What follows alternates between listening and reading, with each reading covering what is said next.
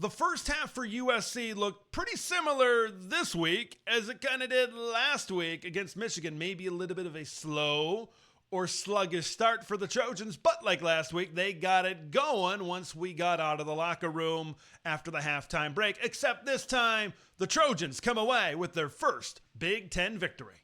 From LA to Piscataway, all Big Ten all year long. This is Big Ten 10.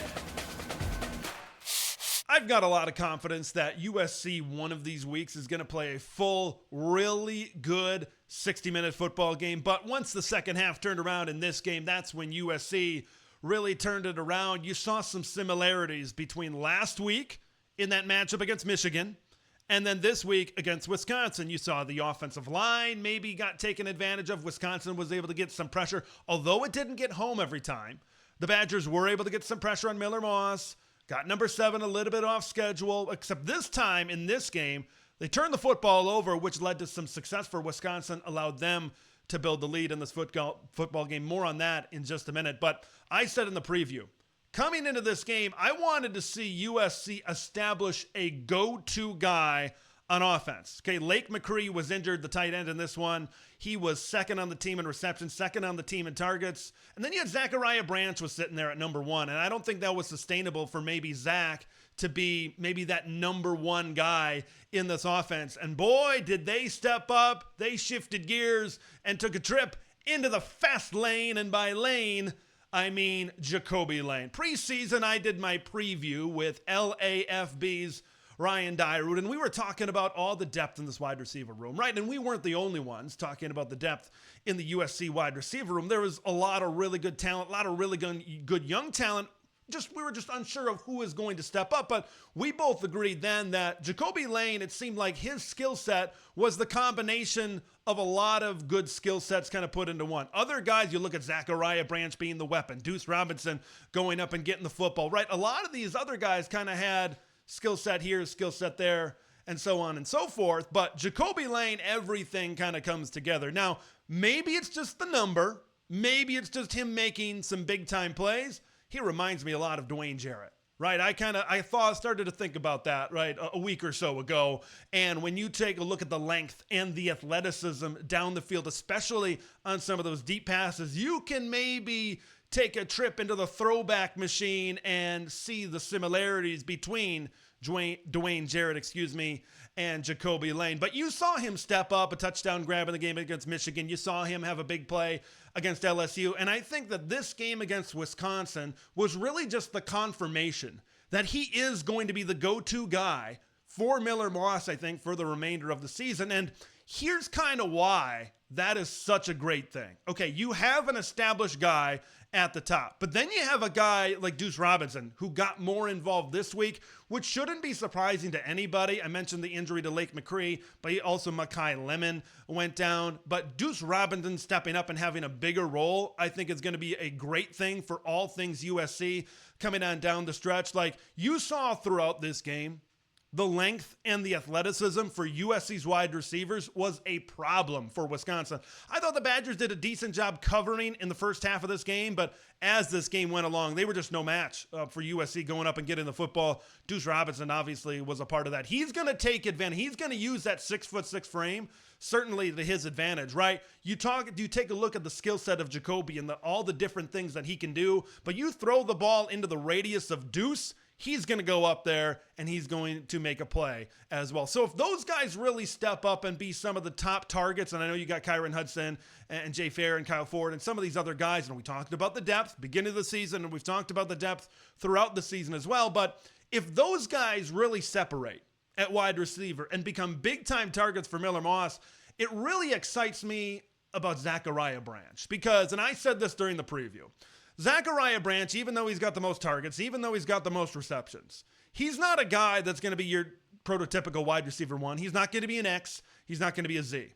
Okay? But if those two guys really step up, and then I mentioned the other guys, and be those stars for Miller Moss, it opens up the opportunity for Zachariah Branch to really be what he was put on this earth to be, and that is a weapon.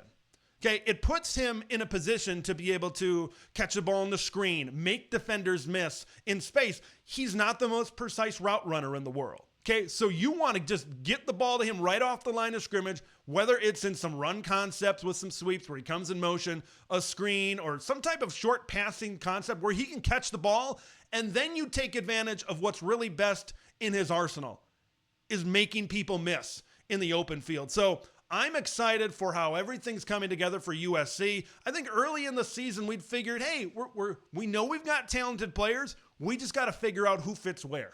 And now a few games, of course, have gone by. I think we're starting to figure out JaKobi Lane is that number one guy. Once they get Lake McCree back at tight end, he's going to be that safety blanket for Miller Moss in the middle of the field. Zachariah Branch is going to be that weapon. Deuce Robinson is going to be a red zone threat. He's going to be able to go up and get the football on smaller defensive backs. The passing game is really coming together right now for the USC Trojans.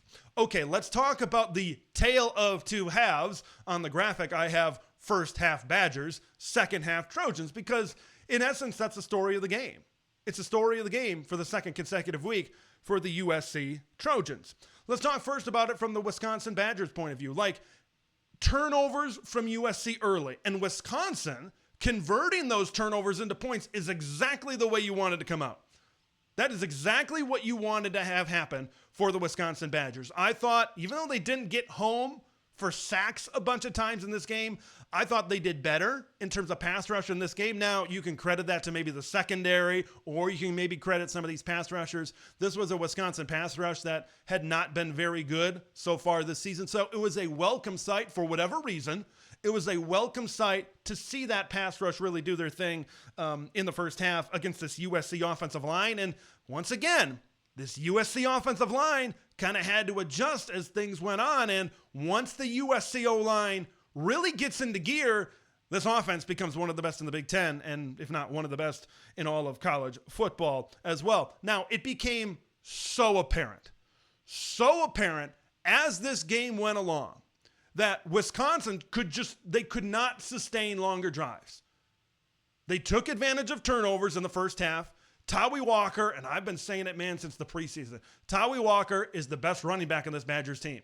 Okay, and you saw him get into the end zone. Although his final stat line wasn't overly impressive, it was nice to be able to see him certainly get more involved in this offense as this thing went along. But as I was saying, this is an offense right now with Braden Locke and Phil Longo, deep breath, Phil Longo as the offensive coordinator, that they are not going to be able to sustain long drives unless they do what they are supposed to do. They do what Wisconsin Badgers were put on this earth to do and run the football. Now, I understand when you get behind, and they were backpedaling. Wisconsin, once USC was able to take the lead 24-21, I'm like, this ain't happening for the Badgers today. It's just not, because in that second half, they were just backpedaling as a football team, and they were backpedaling and backpedaling and backpedaling. And that really goes on into my next point as well. This just appears to be a not well-coached football team. Okay, what did we play? 13 games for Wisconsin last year. We're a handful in. What are we, 15, 16 games? I'm bad at math. 15, 16 games into the season this year, or into the Luke Fickell coaching reign. I never thought, I wouldn't say I'm necessarily shocked, but I'm very surprised that this team is as poorly coached as they are. I thought a Luke Fickell team at this point in his tenure would have this together. I want to focus on two plays in the second half that were really frustrating, I think, for Badger fans out there as well. The fumbled punt by Tyrell Henry that set up a USC score. That was the ultimate head scratcher, right? No fair catch was waived, and you had punt coverage right in your face. That is a lose-lose situation, no matter what happens. And those are just things, little things that has happened to Wisconsin football over the last year and then coming into this season as well. And then you get down there to a 4th and 1. And it's ironic that Brad Nessler and Gary Danielson were talking about text messages they were getting after this from Barry Alvarez during the game, which might have been the most entertaining part for Wisconsin fans there in the second half, hearing the name Barry Alvarez. But you get to a 4th and 1, you're running shotgun and you don't block the backside. Like, what are we doing? What are we doing? at that point in time. I have made it no secret over the last 6 to 8 months. I kind of tried to keep it a little bit under wraps before that. I grew up in the state of Wisconsin. I grew up an hour north of Madison. I am a Badger fan. And this is extremely frustrating because it seems like last year and then starting this year, anytime Wisconsin has had success, it's when they run the ball. Gee, I have never seen that over the last few decades. And then Phil Longo tries to get Braden Locke going down the field. And once again, I know they got behind, but even in that first part of that second half, this is a team you got to invest in that run game. That is the best part of your offense, specifically when you have a young quarterback right now. And I think a lot of things about this offense and about this football team are very frustrating for Wisconsin fans. Okay, there is a certain DNA and there is a certain expectation that has been drilled into fans of this program for the last few decades, and now everything is just out the window. So this is a team that they got to get it together soon. They got to find a way to win these games against Purdue, against Rutgers, against Northwestern here coming up, and they got to find a way to get this offense back on track, man. Because if they don't, that bowl streak of 22 years, I think it is, it could be in jeopardy. You could be staring 5-7 if you don't get these things figured out and you don't try to form somewhat of an identity on the offensive side of the football as well. But you got to give credit to USC and the adjustments that they made throughout this game and how Miller Moss continued to bounce back and how he continues to look in the second half of a football game. It's promising because, like I said at the top, USC at some point, they're going to play a 60-minute game. They're too good of a team not to play like this, or to play like this, I should say, every single week. And Miller Moss and USC, they're going to get into close games against good teams late in the year and throughout this Big Ten schedule. And it's promising the way Miller has played. If you get into you're down one possession. Like, look at that LSU game. That's a perfect example. But you get down at home against Penn State. You get down against Nebraska. We'll see if that happens. Notre Dame. Some of these teams throughout the remainder of the schedule. Miller Moss has that ice water in his veins. He's got the confidence in this offense to be able to go down and make those plays. So just putting the whole thing together. If you come out like that in the first half against Penn State, you might not be able to come back in the second half. You were able to do it against Wisconsin because Wisconsin is not a great football team right now. So that's got to be the main thing that Lincoln Riley has to focus on. Let's play a complete 60-minute football game, and we're going to be fine as a football program, certainly going forward. Let's take a look at the final box score in this one. Kind of some people and lines that I want to feature. Man, Miller Moss. Okay, he is leading the best Big Ten offense right now statistically.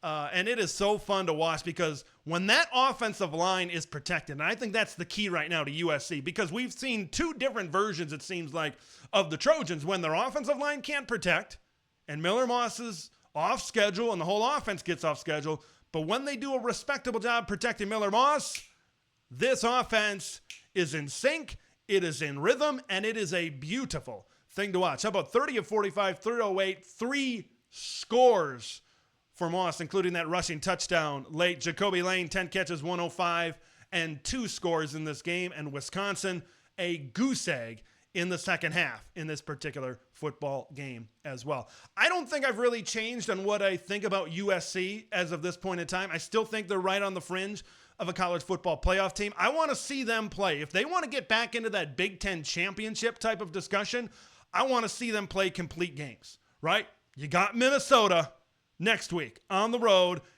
played pretty good against Michigan today, and then you got to play Penn State. You got to play a 60-minute game against the Nittany Lions if you want to come away with a victory in that one a couple of weeks from now. All right, that's what I think.